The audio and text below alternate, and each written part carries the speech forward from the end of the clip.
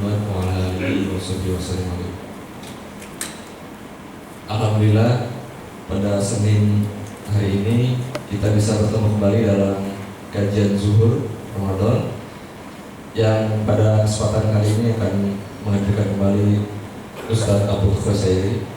Namun sebelum Ustadz menyampaikan kajiannya, ada beberapa pengumuman. Yang pertama, infak pada hari sebelumnya yaitu hari Kamis adalah sebesar Rp225.200 dan total infak sampai dengan hari Kamis kemarin sebesar Rp1.235.900. Kemudian pada hari Jumat yang lalu pada tanggal 3 Agustus 2012 telah dibagikan sebanyak 388 paket takjil di 3 lokasi, yaitu di halte busway Setiabudi Utara, kemudian di halte Landmark Sudirman, dan halte busway Dukuh Bawah. Total infak canceling yang diserahkan kepada panitia sebesar Rp1 juta, sehingga saldo akhir infak canceling pada hari ini sebesar Rp235.900. Jazakumullah khairan katsir kepada para jamaah. Semoga menyediakan makanan berbuka akan mendapatkan ganti pahala orang yang berbuka. Mudah-mudahan mendapat pahala. Amin. Kemudian agenda Ramadan pada tahun ini, yang pertama adanya bazar setiap hari Senin sampai dengan hari Kamis di luar ruangan Simpati dan Halo. Kemudian masih ada 1 kali Jumat, berarti berbagi takjil akan dilaksanakan pada Jumat esok, yaitu tanggal 10 bulan Agustus, dan mudah-mudahan para jamaah masih bersedia untuk memberikan infaknya untuk sama-sama kita bagikan di dalam paket takjil. Kemudian yang berikutnya program Isa, ayo sayangi musola, bagi rekan-rekan yang mau berinfak untuk kebersihan musola di kantor kita ini. Kemudian untuk muslimah, kajian muslimah setiap hari Jumat. Demikian pengumuman yang bisa kami sampaikan. Jika ada salah dan khilaf dalam pelaksanaan kegiatan Ramadan kali ini, kami selaku panitia Ramadan dari Majelis Taklim Telkomsel Jabodetabek mohon maaf yang sebesar-besarnya. Kemudian kita lanjutkan kepada acara kajian zuhur hari ini dengan tema Manusia Muslim Belajar dan Mengajar Sepanjang Hayat yang akan disampaikan oleh Ustadz Abu Khusairi. Marilah sama-sama kita sama-sama menyimak kajian zuhur pada hari ini. Kurang lebih mohon maaf. Assalamualaikum warahmatullahi wabarakatuh.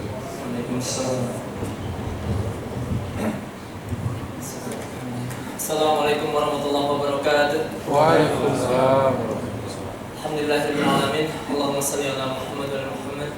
Wa qala Allah ta'ala fi kitabil karim, a'udzu billahi minasyaitonir rajim. Yarfa'illahu alladziina aamanu minkum wal ladziina utul 'ilma darajat. Shadaqallahu al-'azim.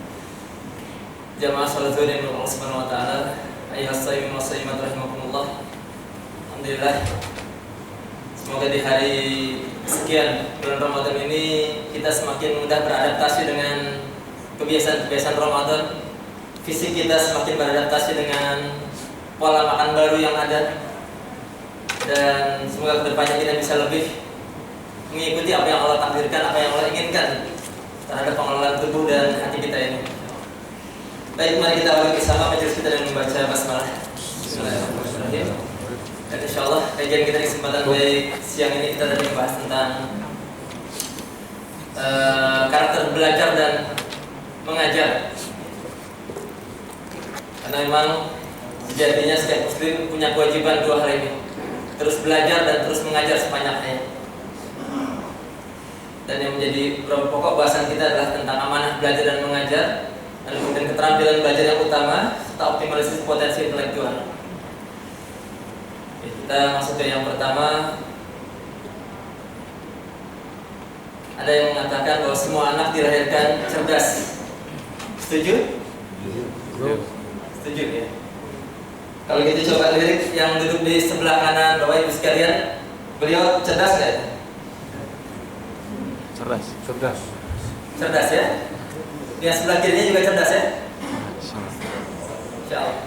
Kalau kita yakin dengan komentar ini, maka kita yakin bahwa semua anak dilahirkan cerdas. Jadi tidak ada anak yang bodoh, yang sampai tua terus di SD aja gitu. Tidak ada anak yang bodoh. Yang ada adalah Mas. ya mungkin populer itu, yang ada adalah anak yang malas. Tapi kalau dalam kacamata pendidikan, maka yang ada adalah anak yang belum mendapat kesempatan belajar dari guru yang baik. Jadi yang ada adalah anak yang belum mendapat kesempatan belajar dari guru yang baik. Konsep ini sudah dibuktikan oleh dua orang pakar pendidikan di Indonesia. Yang pertama Prof. Arif Rahman Hakim, dan kemudian Prof. Yohanes Surya. Ketika mereka merekrut anak-anak dari Nusa Tenggara Timur dan dari Papua, mereka bawa ke daerah Tangerang sana, dididik di sana, tidak sampai 6 bulan, karena pendidikan yang intens, prestasinya bukan lagi prestasi lokal, nasional, bahkan prestasi internasional. Ketika mereka mendapatkan guru yang baik untuk bisa menantang potensi anak-anak tadi menjadi keluar potensi yang terbaik. Sehingga kalau kita mungkin menyadari potensi kita di hari kita sebatas ini dan kita ingin meningkatkan, mungkin kita harus mencari guru yang baik untuk bisa menantang potensi kita. Perlu mencari mentor yang baik untuk bisa mengeluarkan potensi kita yang terpendam. Karena saya yakin semua kita sejatinya dilahirkan cerdas. Dan juga seperti Rasulullah SAW kepada kita semua tentang kewajiban belajar dan mengajar. Dan salah satu hadisnya beliau mengatakan, khairukum man ta'allama al-Qur'an wa 'allamahu. Yang terbaik di antara kamu adalah yang belajar Al-Qur'an dan mengajarkannya. Menerima, menyampaikan, menerima, menyampaikan. Nah, kalau dalam salah satu hadis lain dikatakan balighul anni walau ayat. Jadi sebaiknya ketika dapat ilmu jangan disimpan. Sebaiknya segera di-sharing kepada yang lain. Sehingga ilmu tadi menjadi penuh manfaat buat kita semua. Jadi sebuah amanah belajar dan mengajar yang ada sepanjang hidup kita. Mungkin di kesempatan lalu kita melihat ada seorang ibu-ibu mengambil kuliah dokter. Usia berapa wisudanya? 80. Usia 94 tahun. Atau yang dokter tadi usia 83 tahun. Ibu Siti Maryam Salahuddin. Luar biasa. Ya, bagaimana beliau mungkin menerapkan dari ilmu ini. Atau dalam hadis lain, beliau perintahkan kepada kita para orang tua, ajarilah anakmu berkuda, memanah, dan berenang. Sebuah perintah dari kita para orang tua untuk bisa mentransfer keterampilan kepada mereka. Ya, ada yang menilai sepintas bahwa memanah itu keterampilan membela diri, berenang keterampilan menyelamatkan diri, dan berkuda keterampilan Melarikan diri. melarikan diri katanya ya. Bukan itu maksudnya. Karena sejatinya berkuda ini adalah keterampilan untuk bisa memahami dengan baik teman baik kita, orang yang bekerja sama kental dengan kita. Karena orang ketika paham karakter dari kuda yang dikendarai, itu mau disuruh kemana saja, bahkan dengan sekedar sinyal sedikit pun dia sudah ngerti kudanya itu. Sebuah latihan memahami karakter orang yang dekat dengan kita. Sementara memanah adalah latihan untuk bisa memiliki fokus, memiliki tujuan yang spesifik. Dan sementara berenang adalah memiliki karakter bisa survive dalam keadaan high pressure. Bagaimana dengan penuh tekanan bisa tetap survive dalam kondisi yang ada. Dan ini semua adalah skill, ya, life skill. Jadi secara tidak sengaja atau mungkin secara terpendam beliau menyampaikan, manusia itu bisa hidup skill tadi yang sangat perlu. Dan inilah perintah-perintah, dan kemudian ini juga kalau kita simak, Allah sudah memberikan kepada kita semua perangkat untuk bisa mempelajari alam semesta ini. Alat itu sudah Allah berikan semuanya pada kita. Kalau kita tengok di surah Al-Balad ini, alam naj'al lahu ainain wa lisanan wa syafatain wa hadainahu najdain. Semua perangkat belajar sudah Allah berikan. Tinggal bagaimana kita mengoptimalkan semua perangkat tadi. Kita simak sebentar di dalamnya Syekh Abdul Basit.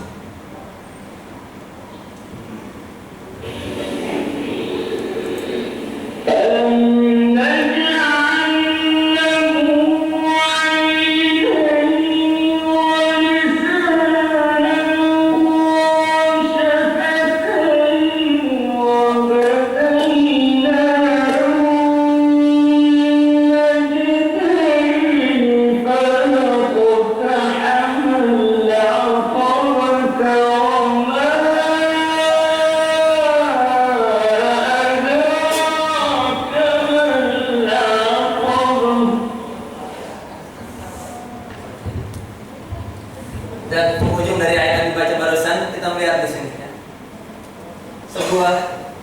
hal yang harus ditempuh, al-aqobah.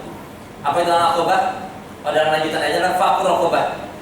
Untuk belajar memang sulit, harus menempuh jalan yang menanjak dan menyulitkan. Dan memang itu hakikatnya belajar, harus banyak perjalanan tadi juga pelajaran. Nah sekarang kita masuk ke poin yang kedua setelah tadi tentang amanah belajar, adalah tentang keterampilan belajar. Waktu saya masih tugas di rumah sakit, ada seorang pasien yang saya layani. Dia rupanya guru teladan di DKI Jakarta. Dan dia cerita waktu itu masih zamannya Pak Habibie jadi presiden. Waktu pemilihan guru teladan selesai, mereka para guru teladan DKI ini diminta untuk studi banding ke 4 negara maju dalam bidang pendidikan: Korea Selatan, Jepang, Singapura, dan Selandia Baru. Usai mereka studi banding, mereka pulang, mereka buat rangkuman hasil studi banding. Rupanya di 4 negara maju tadi, SD sampai SMP, basic school, itu cuma ada 4 mata pelajaran. Ya kan? SD sampai SMP hanya 4 mata pelajaran utama. Kita mata pelajarannya berapa kalau SD di sini? 20. Belum lagi kalau yang ibtidaiyah ya, lebih banyak lagi ya. Itulah. Nah, apa saja yang 4 itu? Ini rupanya 4 mata keterampilan utama dalam belajar. Yang pertama adalah keterampilan berbahasa.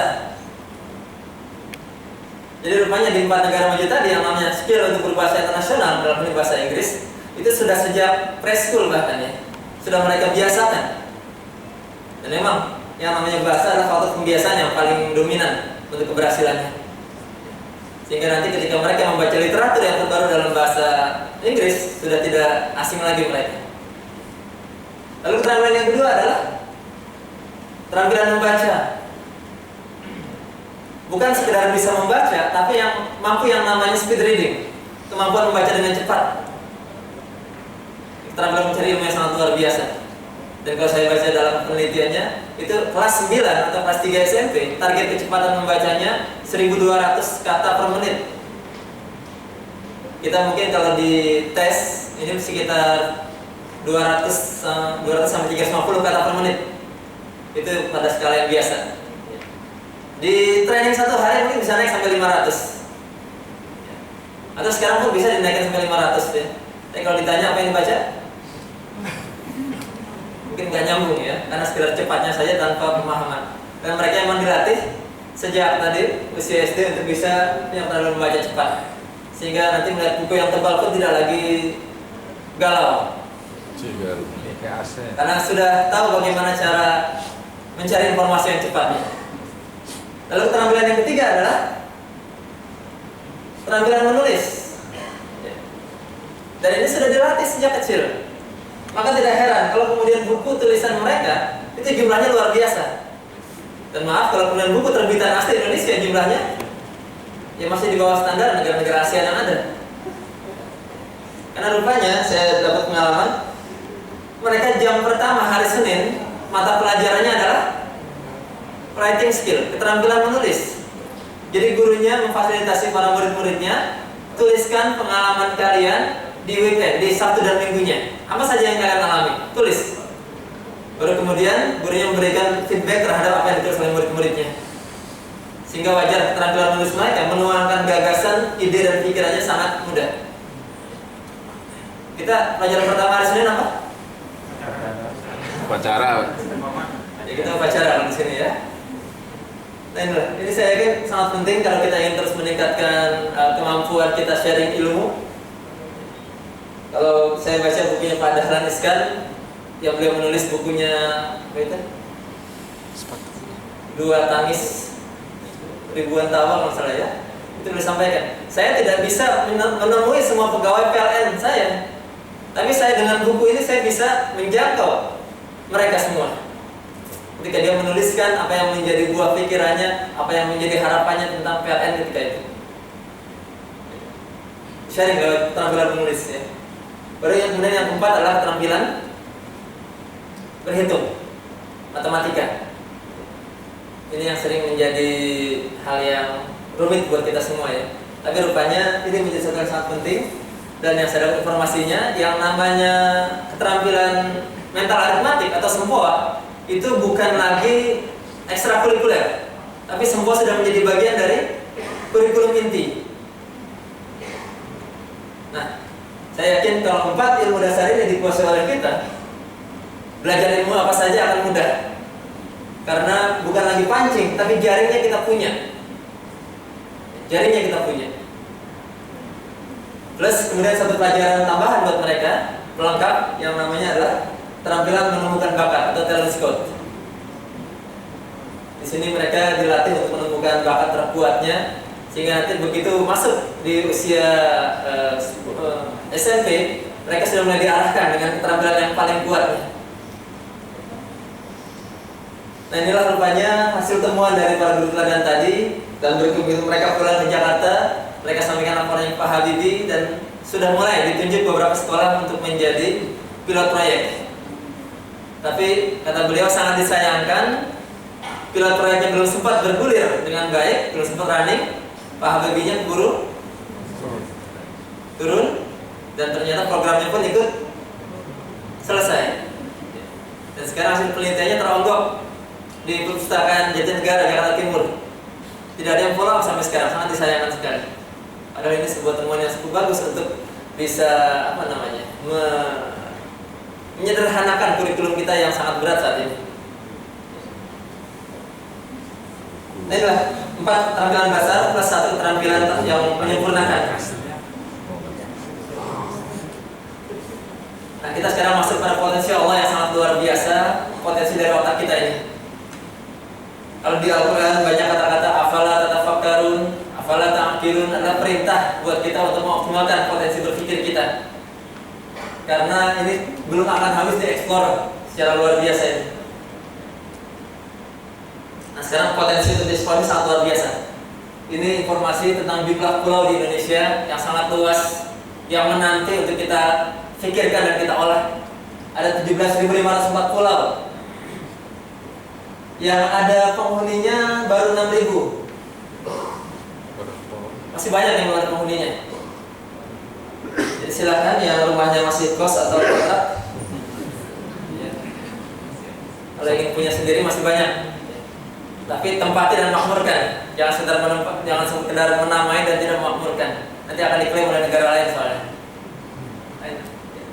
Yang tidak punya nama masih 9.600, yang sudah punya nama 7.800, luar biasa. Begitu banyak pulau di Indonesia yang menanti untuk dikelola oleh kita, ya. Dan mungkin disentuh oleh teman-teman. Nah, Telkomsel katanya di mana-mana ya, sampai pulau-pulau terkecil mungkin. Dan kemudian pulau tadi semua seimbang dengan jumlah penduduk Indonesia. Penduduk kita di sini kalau data tahun berapa? 2007 ini 234 juta jiwa. Sekarang mungkin sudah di 250 juta jiwa. Dan dengan potensi pulau yang Allah berikan tadi, subhanallah, luar biasa. Tapi memang perlu orang yang mau menjadi khalifah dengan mengoptimalkan potensi berpikirnya. Harus orang yang cerdas, bukan orang-orang yang sekedar menempati secara domisili. Jumlah yang luar biasa ini. Kalau segini kemudian cerdas, dahsyat. Tapi kalau segini kemudian dominan yang kurang cerdas, ya sulit kita bisa maju ya. Ini mungkin contoh yang kurang cerdas ya.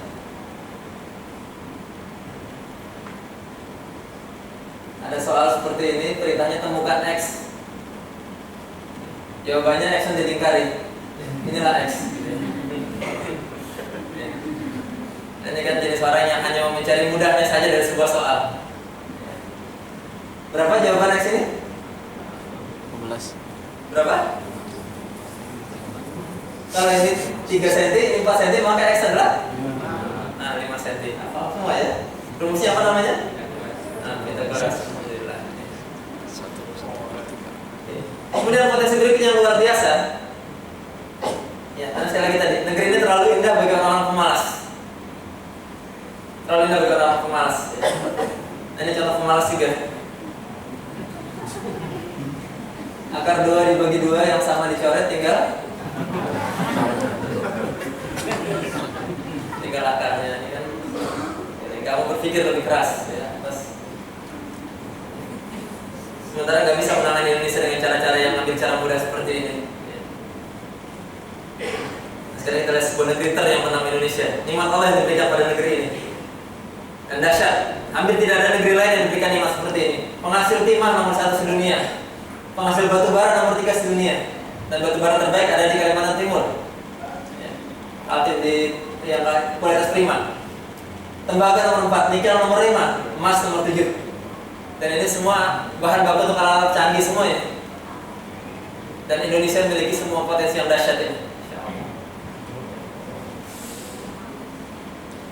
Kemudian 80% minyak Asia Tenggara ada di Indonesia. Bahkan 35% gas alam cair dunia ada di Indonesia. 2 pekan lalu saya ke Bontang dan melihat bagaimana sebuah pabrik yang begitu besar, pabrik pupuk Kaltim.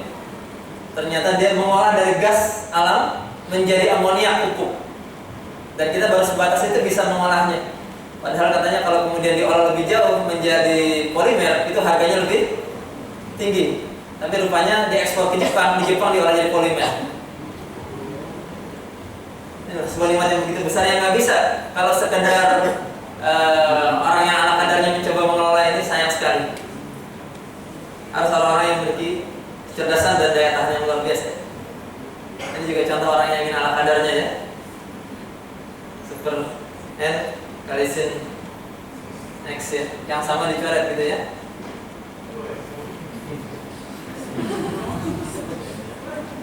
Maka hasilnya adalah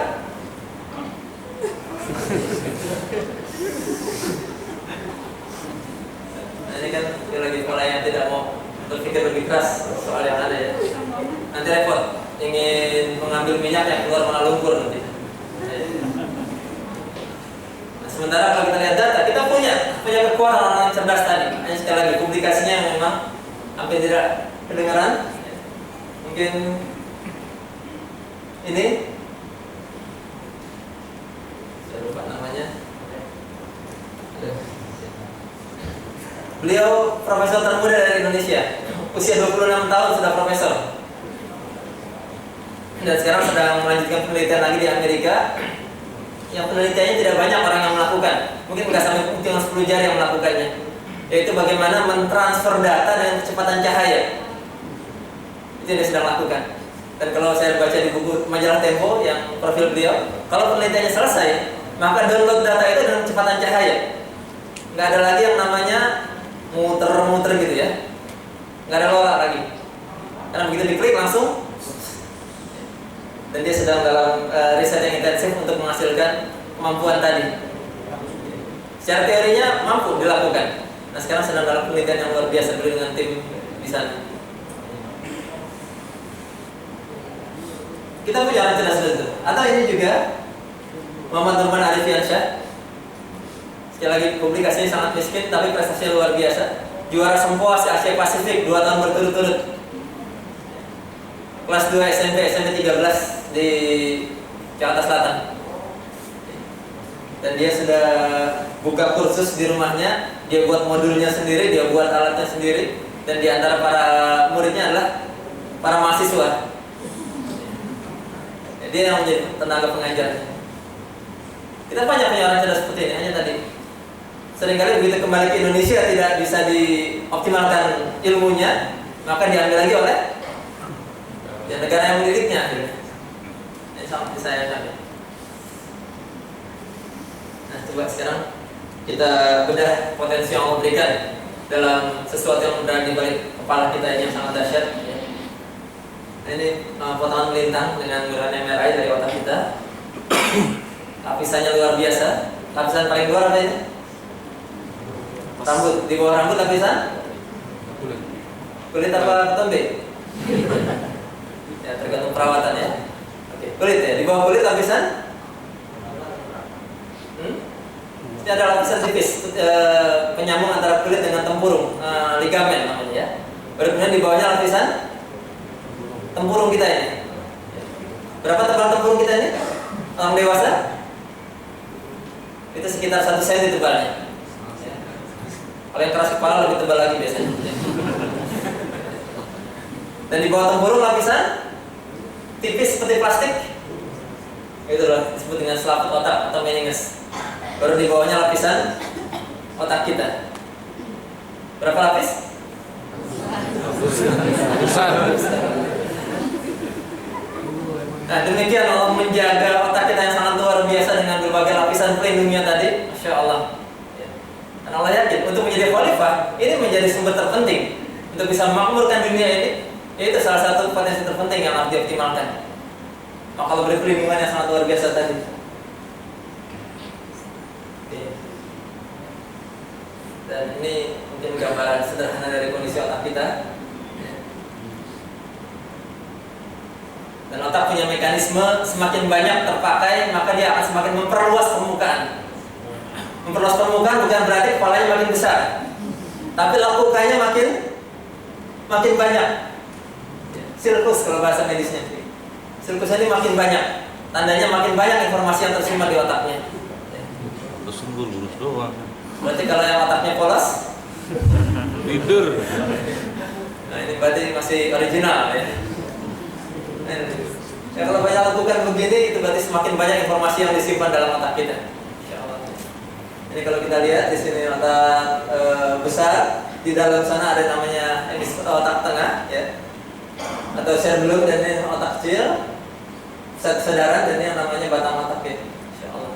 Luar biasa nikmat dari Allah ini. Saya ingin tunjukkan sepintas saja. Mohon maaf kalau tidak berkenan sedikit ya. Bagaimana anatomi dari otak kita yang luar biasa tadi dengan lapisan-lapisannya.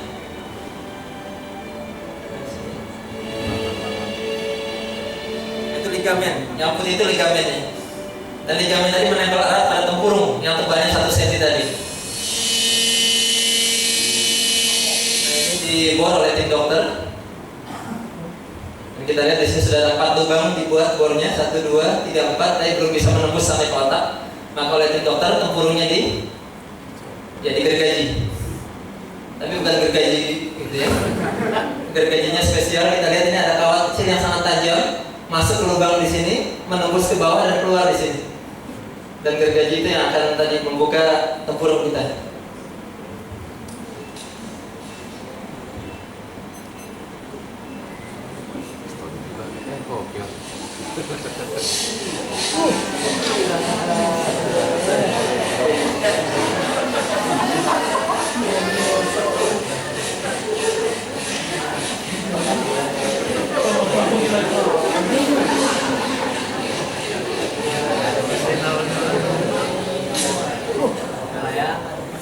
Nah di sini sudah dipotong pada 4 sisi, tinggal tempurungnya diangkat. Ada apa di bawah tempurung tadi?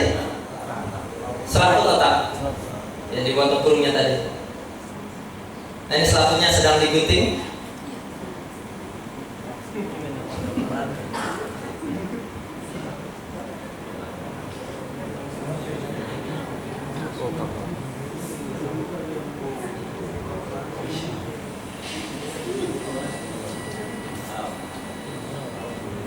Nah ini otak kita yang sangat dahsyat ini.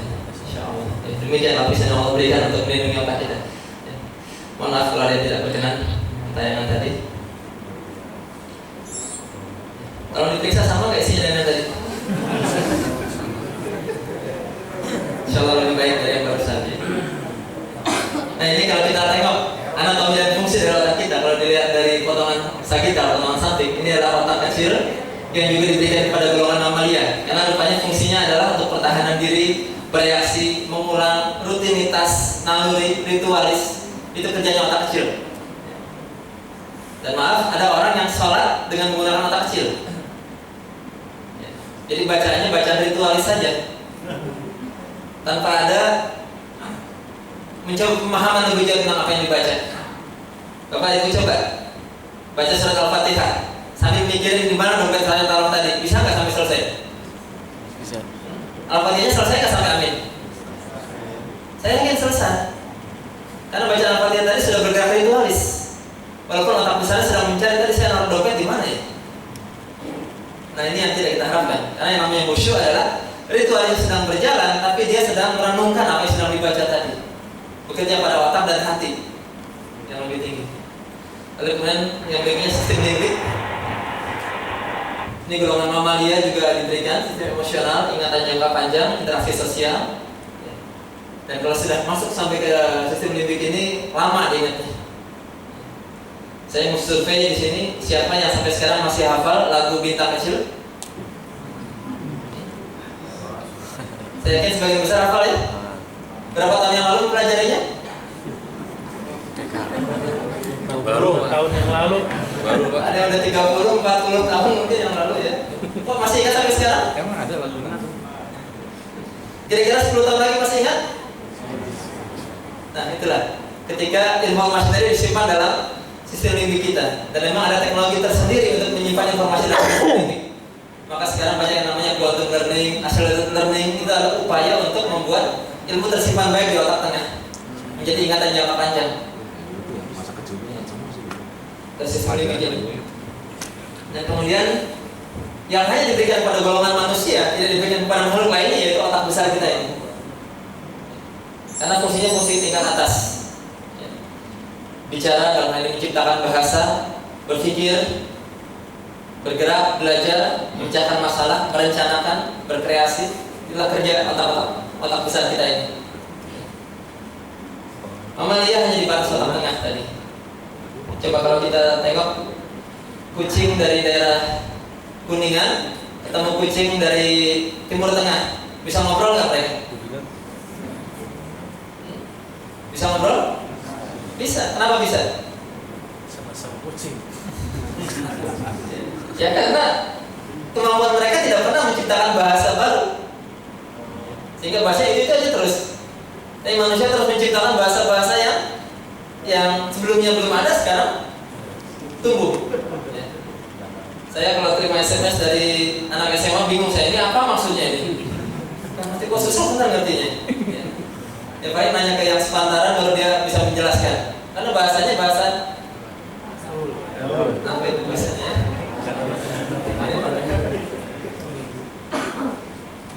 Inilah di antara fungsi otak manusia yang luar biasa tadi. Dan tadi sekali lagi fungsi-fungsi kelas tinggi yang hanya diberikan kepada manusia untuk bisa mengoptimalkan. Nah sekarang bagaimana cara mengoptimalkan 3 bagian otak tadi? Ini rupanya yang saya dapat pelajaran sangat menyentuh. Untuk otak kecil kita, karena dia adalah otak pertahanan, maka pastikan ada rasa aman dalam belajar. Aman secara fisik, aman secara psikis. Bapak Ibu ikut majelis di sini, tapi ngelihat ke atapnya mulai agak miring dan bunyi kreak-kreok. Gimana? Apa yang saya sampaikan bisa diperhatikan? Kenapa? Takut rubuh. Mental kita masih mental kemana saya akan lari kalau ini tiba-tiba rubuh. Maka saya sampaikan tidak akan dapat diterima dengan baik. Karena tadi otak kecil masih bekerja dengan keras. Maka sekarang kalau lihat lingkungan yang nyaman, aman secara fisik, aman juga secara psikis. Maka jangan sampai di kelas, misalnya anak kita masuk di kelas, tapi dia merasa terancam dengan seseorang dalam kelas, baik oleh gurunya maupun oleh temannya. Kalau dia merasa terancam, pelajaran tidak akan terima dengan baik.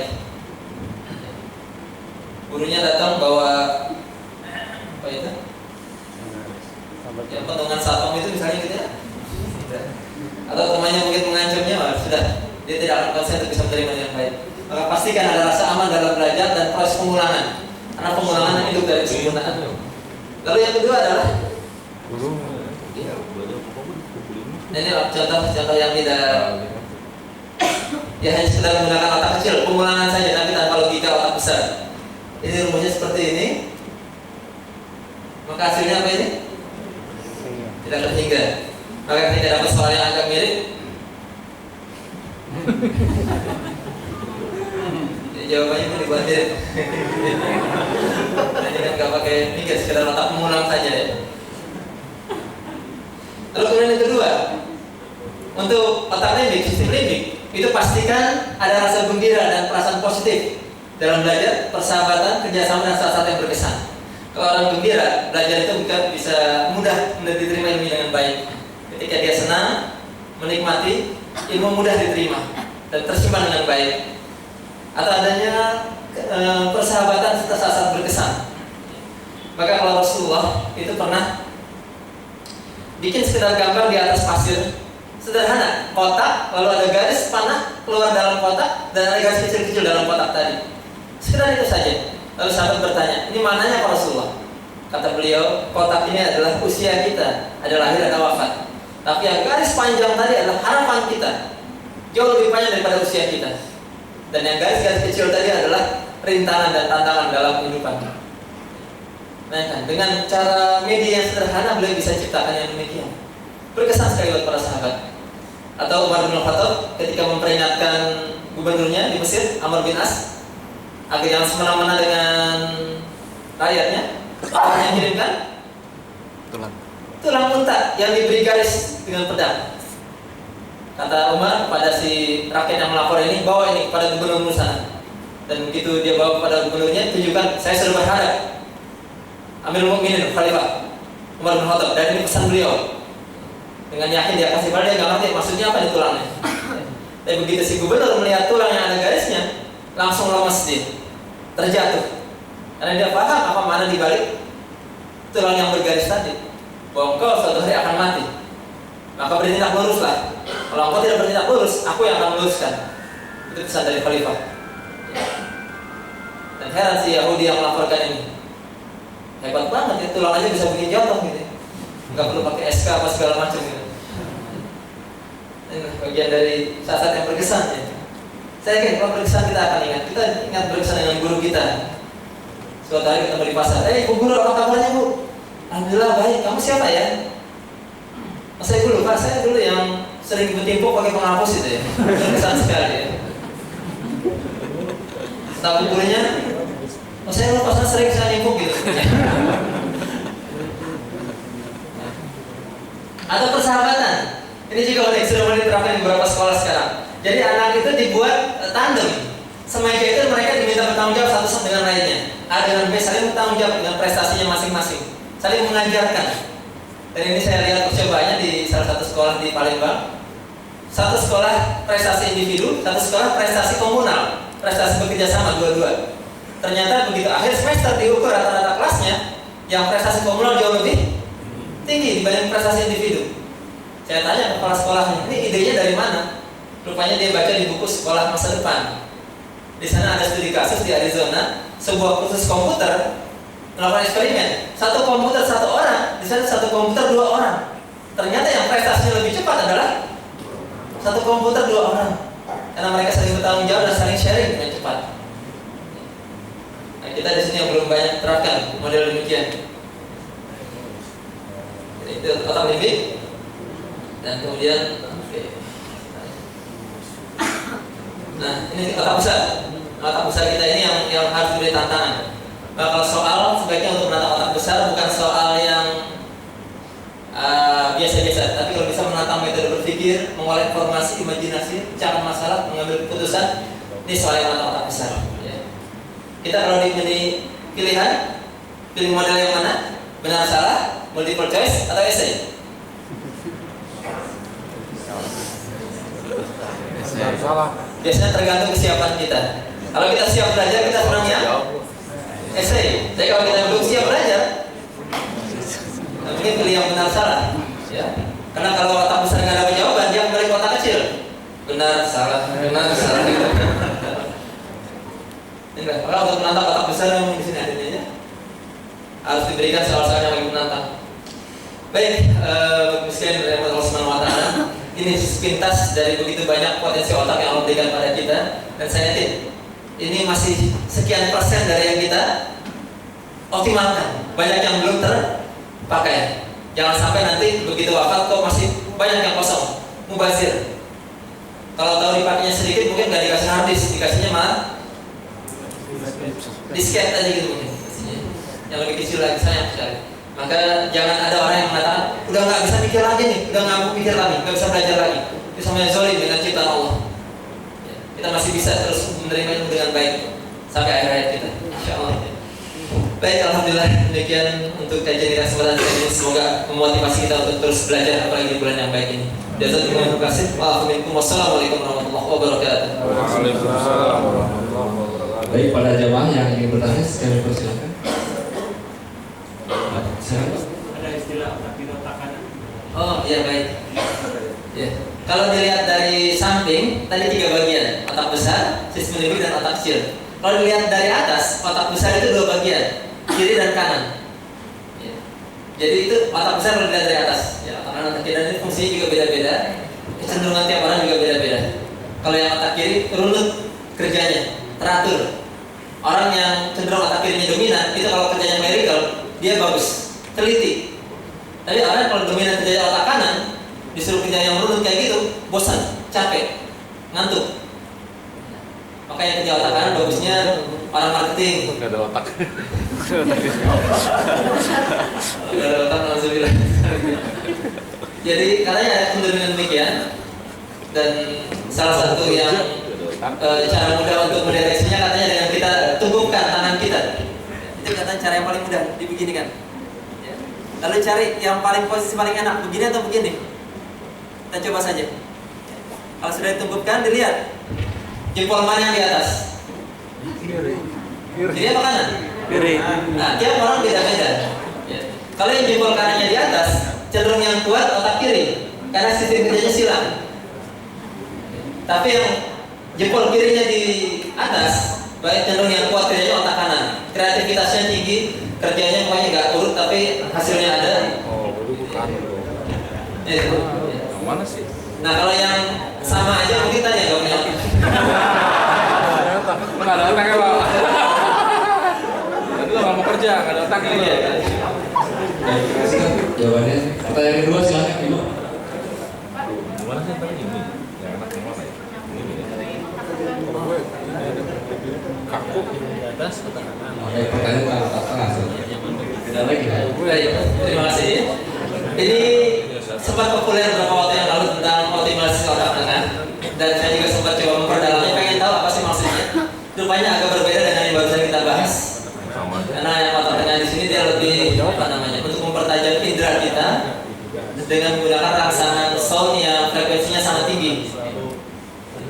Dan saya sempat masuk ke ruangannya ketika dilakukan perangsangan sound tadi, luar biasa. Dan rupanya buat orang dewasa cara seperti tadi sulit masuk.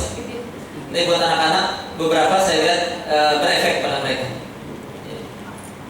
Itu tapi sekarang sudah mulai banyak pro kontranya, semakin kuat ini ke sini. Tapi kalau yang otak tengah baru kita bahas adalah memori jangka panjang. Bagaimana apa yang kita bahas, apa yang kita pelajari bisa tersimpan lama di otak tengah dan mudah untuk dipanggil kembali. Demikian. Otak-otaknya enak. Mungkin satu pertanyaan lagi terakhir sebelum ditutup. Jika tidak ada, boleh kita untuk berdoa. Alhamdulillah, mari kita bersama bermunajat Allah Subhanahu wa taala di bulan yang baik ini. Kita awali dengan istighfar 3 kali. Astagfirullah. Alhamdulillahirabbil alamin, hamdan syakirin, hamdan na'imin, hamdan yuwaffi ni'amahu wa yukafi mazidah. Ya Rabbana lakal hamdu wa lakal syukru kama yanbaghi li jalali wajhikal karim wa 'azimi sultanik. Allahumma shalli ala Muhammad wa ala ali Muhammad. Allahumma ighfir lil mu'minina wal mu'minat wal muslimina wal muslimat al ahya'i minhum wal amwat. اللهم اغفر لنا ولوالدينا وارحمهم كما ربونا صغيرا. ربنا لا تؤاخذنا إن نسينا أو أخطأنا. ربنا ولا تحمل علينا إصرا كما حملته على الذين من قبلنا. ربنا ولا تحملنا ما لا طاقة لنا به. واعف عنا واغفر لنا وارحمنا أنت مولانا فانصرنا على القوم الكافرين. ربنا لا تزغ قلوبنا بعد إذ هديتنا وهب لنا من لدنك رحمة إنك أنت الوهاب. يا مقلب القلوب ثبت قلوبنا على دينك وعلى طاعتك. اللهم إنا نسألك رضاك والجنة ونعوذ بك من سخطك والنار. اللهم إنا نسألك سلامة في الدين وعافية في الجسد وزيادة في العلم وبركة في الرزق وتوبة قبل الموت وراحة عند الموت ومغفرة بعد الموت. اللهم حاول علينا في سكرة الموت والنجاة من النار وعفو إلى اللسان. اللهم انصر إخواننا المجاهدين والمستضعفين في روهينيا. اللهم انصر إخواننا المجاهدين والمستضعفين في فلسطين. اللهم انصر إخواننا المجاهدين والمستضعفين في كل مكان في كل زمان.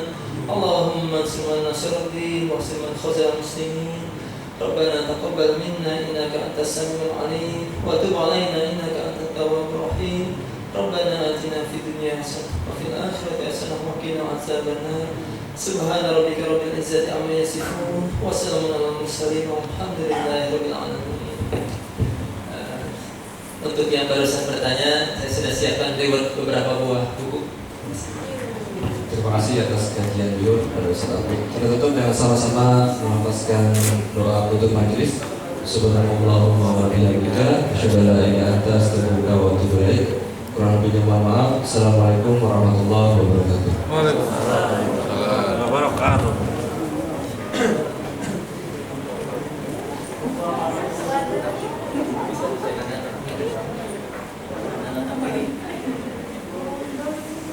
Jadi kita pakai